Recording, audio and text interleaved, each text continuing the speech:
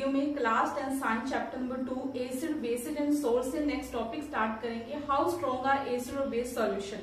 Means कि यहाँ पर हम एसिड और बेस सॉल्यूशन की स्ट्रेंथ की बात करेंगे। ये बहुत इंपॉर्टेंट टॉपिक है, यहाँ से एग्जाम में बहुत सारे इंपॉर्टेंट क्वेश्चंस बनते हैं। हम इस टॉपिक को बिल्कुल डिटेल में स्टडी करेंगे ताकि किसी भी तरीके से एग्जाम में क्वेश्चन आए तो आप अटेम्प्ट कर सको। Radhe Radhe everyone, this is Tanuja. Welcome to the channel Kana growth point. इस चैनल पर हम क्लास 10 साइंस की फुल एग्जाम प्रिपरेशन करवाएंगे according to Himachal Pradesh board of school education Dharamshala. और जिन भी बोर्ड में एनसीईआरटी की बुक फॉलो की जाती है उन सभी के लिए इस चैनल की वीडियोस जो है वो यूजफुल रहने वाली हैं। So let's start. हम स्टार्ट करते हैं आज का टॉपिक। और हमारा टॉपिक क्या है? हाउ स्ट्रॉन्ग आर एसिड और बेस सॉल्यूशंस। क्लियर? टॉपिक का नाम क्या है? हाउ स्ट्रॉन्ग आर एसिड और बेस सॉल्यूशंस। क्लियर? जब हमने एसिड और बेस की टाइप डिस्कस की थी तो वहां पर हमने क्या किया था? एसिड और बेस को स्ट्रेंथ के ऊपर कैटेगराइज किया था। तो एसिड और बेस की स्ट्रेंथ के ऊपर कितनी टाइप्स होती है? 2 टाइप्स होती है, strong acid, strong base, weak acid और weak base. Clear? So strong acid और स्ट्रॉन्ग बेस क्या होता है? हमने बोला एसिड और बेस को हम पानी में डिसॉल्व करते हैं, वो कंप्लीटली आयनाइज हो जाए तो ऐसे एसिड या बेस को बोला जाता है स्ट्रॉन्ग एसिड और स्ट्रॉन्ग बेस। और दूसरी तरफ हम बात करें वीक एसिड और वीक बेस की, तो जब हम एसिड या बेस को पानी में डिसॉल्व करते हैं और वो कंप्लीटली आयनाइज नहीं होते हैं तो वो क्या होते हैं? वीक बेस और वीक एसिड होते हैं। आयनाइज होने का मतलब कि कंप्लीटली आयंस बन जाए। क्लियर? हम क्या बोलते हैं? एसिड क्या होते हैं? जब उनको पानी में डिसॉल्व किया जाता है तो वो H पॉजिटिव आयंस रिलीज करते हैं। और बेस क्या होते हैं? जब उनको पानी में डिसॉल्व किया जाए तो वो OH नेगेटिव आयन जो है वो रिलीज करते हैं। क्लियर? और हमने क्या डिस्कस किया था? हमने इंडिकेटर्स के बारे में डिस्कस किया था कि इंडिकेटर्स कितने टाइप के होते हैं? 3 टाइप्स के इंडिकेटर्स होते हैं। Clear? Synthetic indicator, natural indicator, olfactory indicators. Clear? तो सबसे पहले बात करें इंडिकेटर्स की, तो हमने क्या डिस्कस किया था कि इंडिकेटर्स क्या होते हैं जो कि हमें एसिड और बेस के बीच का डिफरेंस बताते हैं। क्लियर? यदि हमें कोई सॉल्यूशन दे रखे हो, 2 सॉल्यूशन दे रखे हो, हमें पूछा जाए कि कौन सा एसिड है और कौन सा बेस है, तो हम with the help of indicators बता सकते हैं कि which one is acid and which one is base.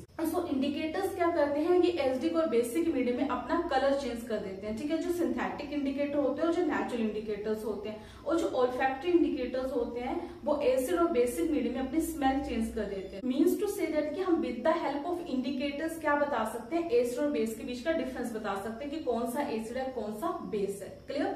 But जो इंडिकेटर्स होते हैं, जिन 3 इंडिकेटर्स की हमने बात की, नेचुरल, सिंथेटिक और ऑल्फैक्टरी इंडिकेटर्स, ये हमें एसिड या बेस की स्ट्रेंथ के बारे में नहीं बता सकते हैं। क्लियर? ये हमें नहीं बता सकते हैं कि एसिड या बेस स्ट्रॉन्ग है या वीक है, कितने आयंस वो पानी में बना रहे हैं, ये हमें इंडिकेटर्स नहीं बता सकते हैं। ठीक है?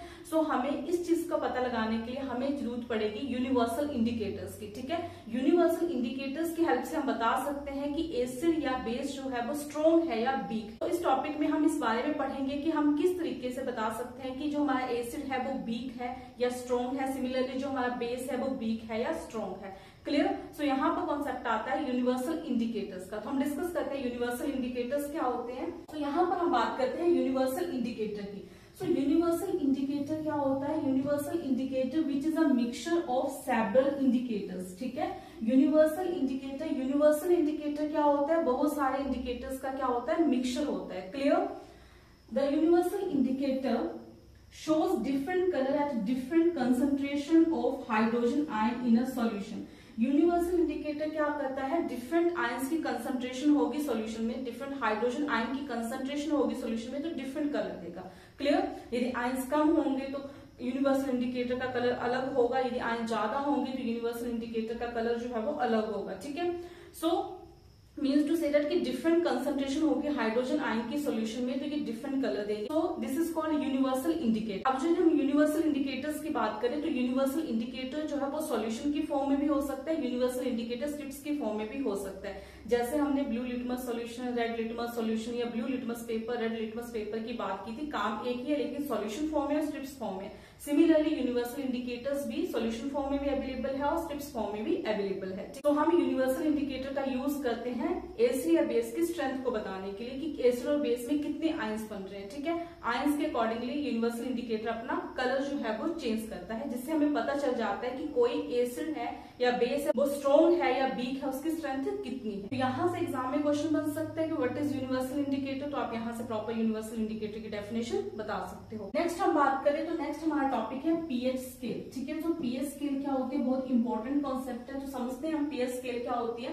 A scale of measuring hydrogen ion concentration in a solution called pH scale has been developed. ठीक है, सोल्यूशन के बीच में हाइड्रोजन आयन की कंसंट्रेशन को मेजर करने के लिए हम एक स्केल का यूज करते हैं और ऐसे स्केल को बोला जाता है पीएच स्केल। क्लियर। नेक्स्ट हमें क्या बोला गया है, the P in pH stands for potence in German meaning power. ठीक है, ये जो पीएच है इसमें जो पी का मीनिंग होता है वो क्या होता है, पोटेंस होता है। ठीक है, जिसका मीनिंग क्या होता है, पावर होता है। क्लियर।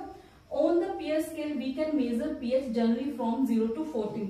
पीएच स्केल के ऊपर जो वैल्यूज होती हैं वो 0 से लेकर 14 तक होती हैं। क्लियर।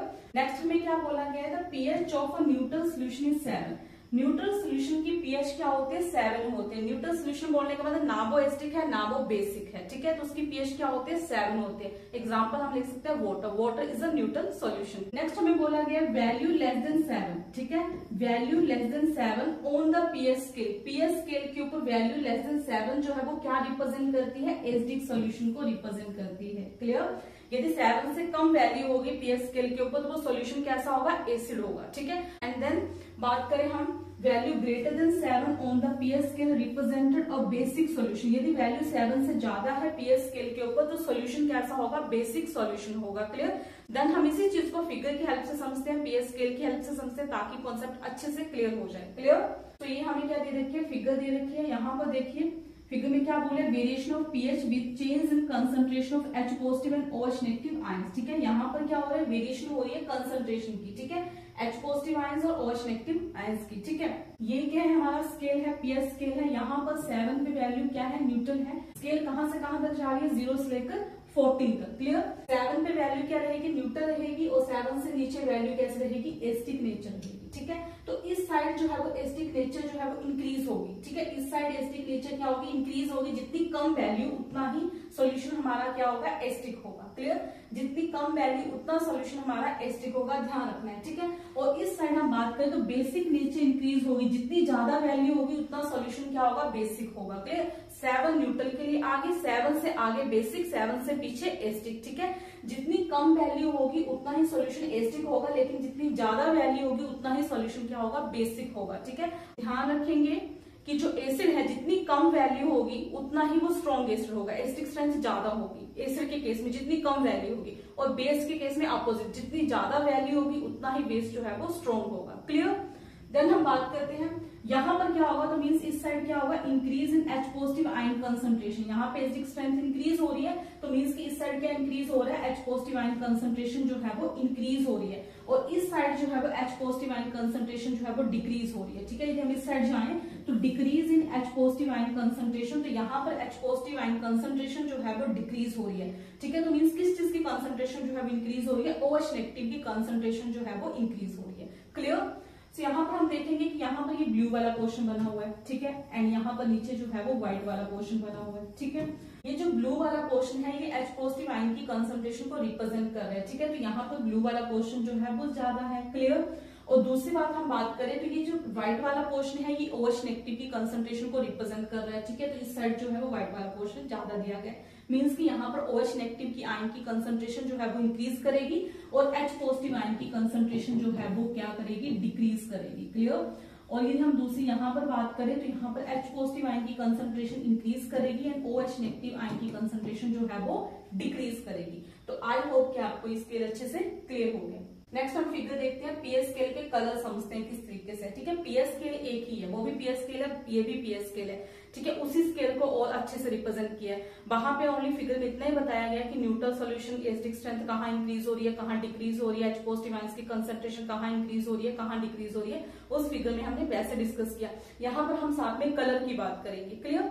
सो साथ में यहाँ पर कलर रिप्रेजेंट किया, उसी स्केल में साथ में क्या किए गए हैं, कलर रिप्रेजेंट किए, तो फिगर अलग से हमें बताई गई है। क्लियर। जैसे हम बोल रहे हैं कि जो पीएच स्केल है वो किस लिए यूज होती है, एसिड एंड बेस की स्ट्रेंथ को बताने के लिए। ठीक है, सो अब हम समझते हैं कि हमें एक्सपेरिमेंट करना हो तो हम किस तरीके से करेंगे। ठीक है, जैसे हमने डिस्कस किया था in the case of indicators कि इंडिकेटर्स का किस तरीके से हम यूज करेंगे एसिड और बेस को बताने के लिए, तो डिस्कस किया था कि हमारे पास 2 सॉल्यूशंस है, हम क्या लेंगे, ब्लू लिटमस पेपर लेंगे, दोनों में डिप करेंगे, देन हम ब्लू लिटमस पेपर का कलर चेक करेंगे, देन उसके अकॉर्डिंग हम बताएंगे कि कौन सा सॉल्यूशन जो है वो एसिडिक है और कौन सा सॉल्यूशन जो है वो बेसिक है। सो सिमिलरली यहाँ पर हम सीखेंगे कि किस तरीके से हम यूनिवर्सल इंडिकेटर का यूज करके बता सकते हैं कि हमारे सॉल्यूशन की स्ट्रेंथ कितनी है। ठीक है, यदि एसिडिक सॉल्यूशन है तो वो उसकी स्ट्रेंथ कितनी है, या बेसिक सॉल्यूशन है तो स्ट्रेंथ कितनी है, मीन्स कि वो स्ट्रॉन्ग है या वीक है। सो हम क्या करेंगे, जैसे हमारे पास ये पीएच स्केल दे रखी होती है और इस पीएच स्केल के ऊपर डिफरेंट कलर्स दे रखे हैं हमारे पास। ठीक है, क्या दे रखे हैं, डिफरेंट कलर्स दे रखे हैं। वैल्यू जो है वो 0 से लेकर 14 तक वैल्यू है,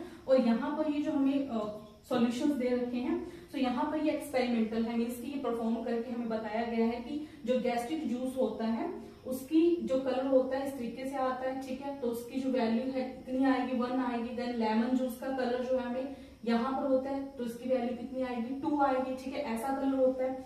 देन प्योर वाटर जो है या ब्लड जो है वो 7.4 आती है, तो यहाँ पर ये वाला कलर आएगा, मीन्स कि ये वाला कलर आएगा। ठीक है, तो यहाँ पर आप देख रहे हो कि जैसे रेड है तो रेड भी डिफरेंट कलर में है, थोड़ा डार्क है, देन फिर लाइट हो जा रहा है, देन ऑरेंज की तरफ जा रहा है, देन थोड़ा येलो और ग्रीन सा मिक्स है, देन लाइट ग्रीन है, देन डार्क ग्रीन है, फिर इस साइड चले जाए तो ब्लू होता जा रहा है। तो इस तरीके से डिफरेंट कलर्स आ रहे हैं। ठीक है, तो यहाँ पर ये जो स्केल में कुछ एक्सपेरिमेंट करके देखे गए हैं, फिर उसके अकॉर्डिंग हमें बताया गया है कि ये जो है इसका कलर इस तरीके से आता है। ठीक है, यदि प्योर वाटर और ब्लड की बात करें तो उसकी पीएच 7.4 दे रखी है, प्योर वाटर की 7 होती है, तो यहाँ पे ब्लड की जो 7.4 दे रखी है। तो जब एक्सपेरिमेंट किया गया है तो कलर जो है इस तरीके से ग्रीन, लाइट ग्रीन कलर आया है। ठीक है, दूसरी हम बात करें मिल्क ऑफ मैग्नीशिया की, तो इसकी जो पीएच आई है वो 10 आई है। किस बेसिस के ऊपर डिसाइड किया गया, हमने कलर के बेसिस के ऊपर डिसाइड किया गया। सिमिलरली सोडियम हाइड्रोक्साइड की बात करें तो कलर के बेसिस के ऊपर डिसाइड किया गया। अब इसी चीज को और अच्छे से समझते हैं।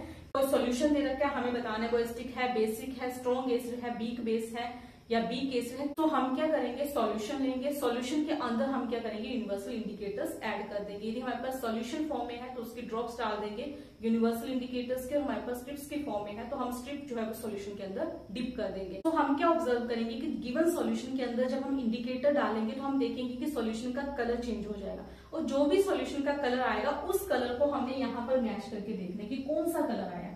ठीक है, लेट्स सपोज कि जो हमारे पास सॉल्यूशन है उसका कलर जो है वो ये वाला कलर आया है। ठीक है, थोड़ा सा येलो, थोड़ा सा ऑरेंज, ऐसा कलर आया, तो हम चेक करेंगे कि ये वाला कलर, इसकी पीएच कितनी है, 3। क्लियर, सो हमें क्या पता चलेगा कि अब 7 से नीचे है तो ये क्या है, एसिड है, और इसकी वैल्यू जो है वो 0 की तरफ ज्यादा जा रही है, क्योंकि हमने बोला है कि इस साइड जो है वो एसिडिक स्ट्रेंथ इंक्रीज हो रही है, मीन्स कि ये क्या आएगा, स्ट्रॉन्ग एसिड की तरफ आएगा, मीन्स कि इसकी एसिडिक स्ट्रेंथ जो है वो ज्यादा है। क्लियर, सो इस तरीके से हम पता लगाएंगे। यदि हमारे पास कोई सॉल्यूशन है, इनमें से कोई अदर कलर आ जाता है, मान लो कि ब्लू कलर आ गया इंडिकेटर डालने के बाद, तो यहाँ पर मीन्स कि वो क्या है, इस रीजन में आएगा, इसकी पीएच क्या है, 11 तक आएगी, तो इसमें दिस मीन्स कि यहाँ पर ये जो हमने सॉल्यूशन लिया है वो बेसिक नेचर का है। क्लियर, सो इस तरीके से हम सॉल्यूशन की स्ट्रेंथ का पता लगा सकते हैं with the help of pH scale. So I hope कि आपको कॉन्सेप्ट समझ आए। देन हम बात करें, यहाँ पर हम 0, 1, 2, 3 ऐसे ले रखे वैल्यू, तो ऐसा नहीं कि पूरा ही होल नंबर ही आएगा, वैल्यू जो है बीच में डेसिमल में भी आ सकती है। क्लियर, तो वैल्यू जो है वो डेसिमल में भी आ सकती है, जैसे यहाँ पर 7.4 आई है, यहाँ पे 2.2 आई है, यहाँ पे 1.2 आई है, तो वैल्यूज आप डेसिमल में भी काउंट करोगे, 0 to 14, और बीच में वैल्यू डेसिमल में भी आ सकती है। क्लियर, मीन्स कि अब यहाँ 0 और 1 के बीच में गैप है, तो कहीं बीच में कलर आएगा तो हम नियर अबाउट डेसिमल में वैल्यूज लेंगे। क्लियर, इस तरीके से with the help of pH scale हम एसिड या बेस की स्ट्रेंथ के बारे में बता सकते हैं। क्लियर, सो आई होप कि आपको ये कॉन्सेप्ट जो है वो क्लियर हो गया। इसी टॉपिक को हम नेक्स्ट वीडियो में कंटिन्यू करेंगे, वहां पर हम डिस्कस करेंगे importance of pH in our daily life. I hope आपको ये वीडियो पसंद आए है। यदि आपको ये वीडियो पसंद आए है तो लाइक करिए, शेयर करिए, कमेंट करिए, एंड क्लास 10 साइंस की फुल एग्जाम प्रिपरेशन के लिए according to Himachal Pradesh board channel को सब्सक्राइब करिए। थैंक यू, टेक केयर, मिलते हैं नेक्स्ट वीडियो में।